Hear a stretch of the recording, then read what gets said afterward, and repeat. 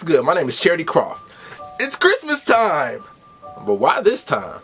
I mean, I'm sure you already know December 25th has nothing to do with Jesus' birthday. According to the Bible, he was born sometime between spring and early October, but it was absolutely not December 25th. So then what is the reason for the season? Well, I'm glad you asked. It's most likely because in the year 336, the Roman Emperor Constantine was trying to do away with paganism and really make Christianity a thing. Well, at that time, the biggest ancient festival was something called Saturnalia. This was a festival celebrating the god Saturn that lasted a little over a week starting on December 17th. The ancient Romans chose this time to celebrate Saturn because it was during winter solstice, which is when the sun is in a very specific position in the sky. Now, we won't get too far into that, but listen, once you learn why Saturday is named after Saturn and why Sunday is named after the sun, and notice how most religious activities take place on one of those 2 days, a lot of things will start making sense to you. Anyway, so Constantine thought, since everybody's already celebrating at this time, I can just make this the day that we celebrate Jesus, and the whole world can make a much easier transition to Christianity. You gotta realize that at this time, most people worshiped multiple deities and were so-called pagans. Well, since Constantine and the Council of Nicaea were hell-bent on making Christianity the most powerful religion on earth, they just slapped their holidays on top of pagan holidays so the people could convert easier. Side note, the reason why Easter is always celebrated on a different day every year is because it's always the Sunday after the first full moon of the vernal equinox. Super pagan, nothing to do with Jesus' resurrection, nothing. Anywho, Christmas trees were used to decorate Saturnian temples, mistletoe was used by ancient druids because they believe it had mystical powers, and presents were given during winter solstice to celebrate the spring to come. Pagan, pagan, pagan!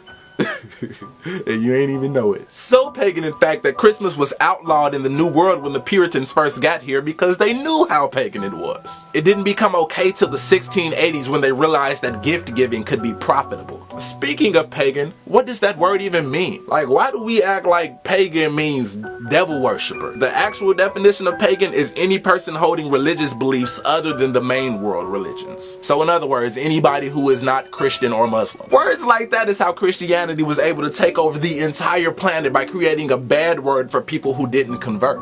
He is pagan! Kill him! Back to Christmas.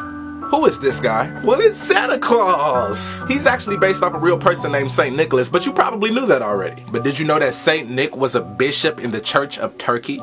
He anonymously gave 3 bags of gold to a poor family, and after that everybody just made up this legend about anonymous gifts coming from a guy named St. Nicholas, and Santa Claus was born. Now he lives in the North Pole even though he's from the Middle East. So that means that originally Santa Claus's gift giving was a noble act of helping the poor. But in the 1800s, companies found that it was far more profitable to make it about little kids, because of course people buy gifts for kids before they buy them for poor people, and so companies like Macy's started using Santa's name to make Christmas into a corporate capitalist fiasco. But here is the biggest point of this video. In America alone, we spend more than $465 billion on Christmas presents every year. Those are gifts for one day, $465 billion. Well, check this out. According to Charity Water, you can buy a well for $5,000 that will provide water for 250 people for 20 years. And according to Feed the Children, you can buy a meal for 300 people for $120. So if you do the math,